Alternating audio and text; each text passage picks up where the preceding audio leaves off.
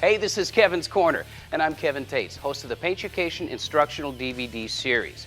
You know, a successful paint and body or restoration project has nothing to do with magic. It has everything to do with hard work and the work that you put in before, during, and after your project. And that's why it's nice to have a partner like the Eastwood company that has all the tools that you're ever going to need to do all of those things. And what we're going to be talking about today is what happens after the paint is dry. More importantly, correcting some of the defects that happen during the drying process and all that stuff that falls into the paint job. In short, color sanding and buffing.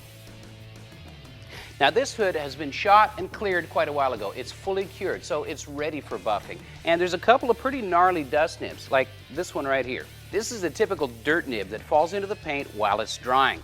You can feel it when you run your finger over it, and quite frankly, it looks really bad on this black paint job. But you don't have to live with it, and there's easy ways to fix it. However, there is a process that you need to go through. Now, just like doing your body work, you want to do your shaping first. This is no different, but basically we're shaping it or planing it from the top down. And these guys are a really nice option to have in your tool arsenal.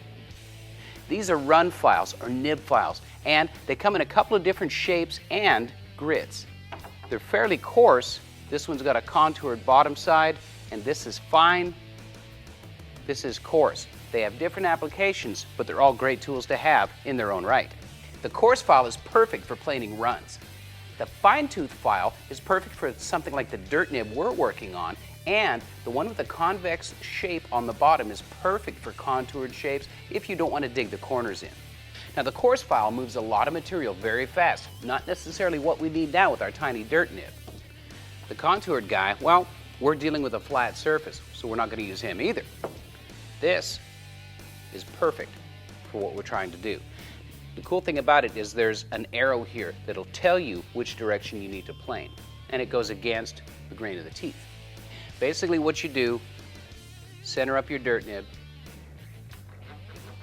You can hear it. You can hear it work.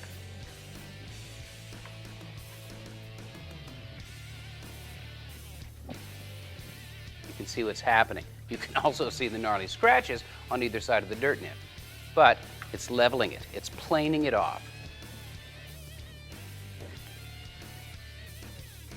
Right there, I can't even feel it, but you can still see a bit of a ring around it.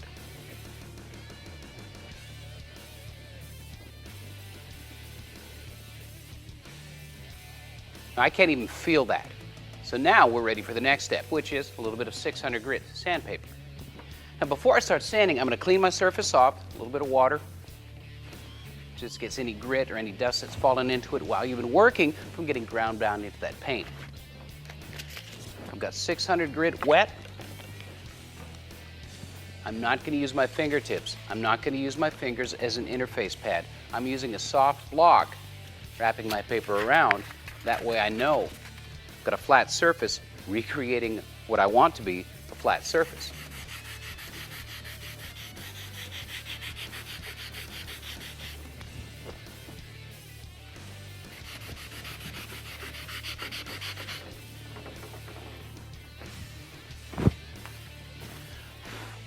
Right, once I'm satisfied with the 600 grit, and I know, because I'm looking, I know I don't see any more divot, I can move up to 1000.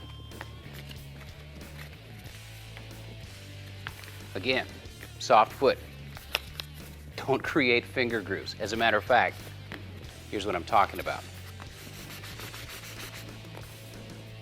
Not good. So, we use our interface pad again. And I keep on going up in stages until I reach 2500 grit or 3000 grit, and then I'm ready for compounding and final buffing. Now, this is just one small aspect of surface repair on a finished paint job. The Paintucation color sanding and buffing DVD goes into great detail on this and many more procedures. So do yourself a favor, go to eastwood.com, pick up a set of nib files and some other color sanding and buffing supplies, and get to work. You'll be winning trophies at the car show in no time.